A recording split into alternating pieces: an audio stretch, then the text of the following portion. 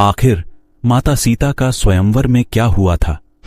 प्रभु श्री राम और माता सीता का विवाह कैसे हुआ था? आप देख रहे हैं सिंसियर ज्ञान। तो चलिए शुरू करते हैं ज्ञान की सागर। वीडियो में आगे जाने से पहले हमारे चैनल को सब्सक्राइब जरूर करें और कमेंट बॉक्स में जय श्री राम जरूर लिखें। मिथिला नरेश राजा जनक ने अपनी पुत्री सीता के विवाह हेतु स्वयंवर रचाया था, जिसका निमंत्रण उन्होंने महर्षि विश्वामित्र को भी भेजा था। उस समय श्री राम और लक्ष्मण मुनि विश्वामित्र के साथ उनके आश्रम में थे, इसलिए उन्होंने सोचा कि श्री राम लक्ष्मण को भी मिथिला में उनके साथ चलना चाहिए। उसके बाद मुनि विश्वामित्र राम और लक्ष्मण के साथ मिथिला नगर में पहुंचते हैं, जहां पर राजा जनक अतिथि रूप में उनका स्वागत करते हैं। राजा जनक विश्वामित्र को कहते हैं कि उन्हें अति प्रसन्नता हुई है कि आप हमारे नगर में मेरी पुत्री सीता को विवाह के लिए आशीर्वाद देने आए हैं। अगले दिन राजा जनक के महल में दरबार लगता है, जिसमें देवी सीता का स्वयंवर रचाया गया था।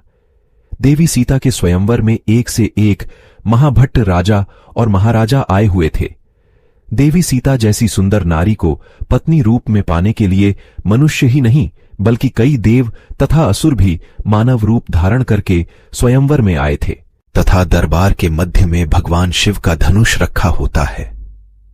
महर्षि विश्वामित्र के साथ श्री राम और लक्ष्मण भी स्वयंवर दरबार में पहुंचते हैं। सभी मेहमान राजाओं के आ जाने के बाद राजा जनक उन्हें संबोधित करते हुए कहते हैं। राजा जनक सभी को की शर्त बताते हुए कहते हैं, आप सभी राजाओं का मेरी पुत्री सीता के स्वयंवर में स्वागत है। आज इस स्वयंवर को जीतने की शर्त यह है कि जो भी महारथी सामने रखें, भगवान शिव के पिनाक धनुष को उठाकर उस पर प्रत्यंचा चढ़ाएगा, उसी से मेरी पुत्री सीता का विवाह संपन्न होगा।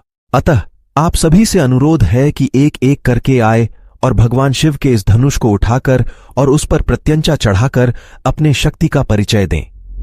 राजा जनक की यह घोषणा सुनकर सभी राजा एक एक करके आते हैं और धनुष को उठाने का प्रयास करते हैं, लेकिन भगवान शिव के उस धनुष को उठाना तो दूर, कोई भी राजा महाराजा उस धनुष को हिला तक नहीं पाया।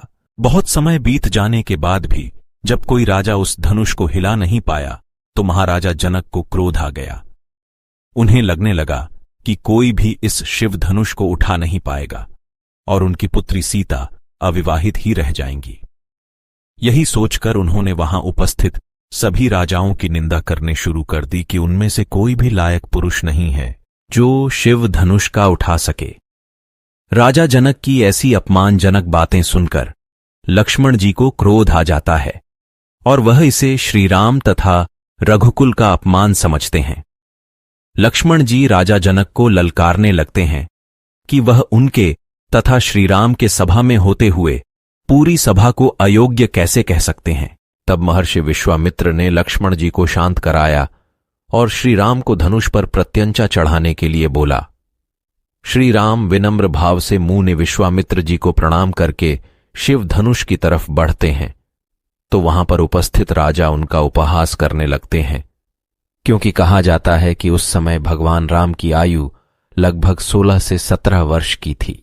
इसलिए वहां उपस्थित सभी राजा उन्हें लो अब चवाले पर्वत उठाने को चली है बोलकर उनका उपहास उड़ा रहे थे। लेकिन भगवान विष्णु के अवतार श्री राम सहर्ष भाव से शिव धनुष को प्रणाम करते हैं और केवल अपने एक ही हाथ से शिव धनुष को उठा लेते हैं, जिसे देखकर वहां उपस्थित सभी राजा हैरान रह जाते हैं।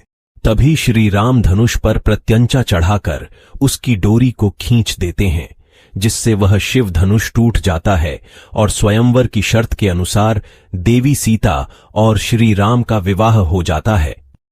माता सीता श्री राम को वरमाला पहना देती हैं, श्री राम को अपने पति के रूप में स्वीकार करती है। यह देखकर राजा जनक तथा उनके परिवारजन की खुशी की कोई सीमा नहीं रहती। तब राजा जनक मुनि विश्वामित्र को बधाई देते हुए उनका अभिनंदन करते हैं तथा श्री राम और देवी सीता के विवाह के आगे के कार्यक्रम के बारे में पूछते हैं। मुनि विश्वामित्र राजा जनक को कहते हैं कि हे जनक, यह विवाह तो शिव धनुष के अधीन था, धनुष टूट चुका है, विवाह तो हो चुका है, लेकिन फिर भी आपने कुल के रीति रिवाज के अनुसार ही आगे का कार्यक्रम बनाइए।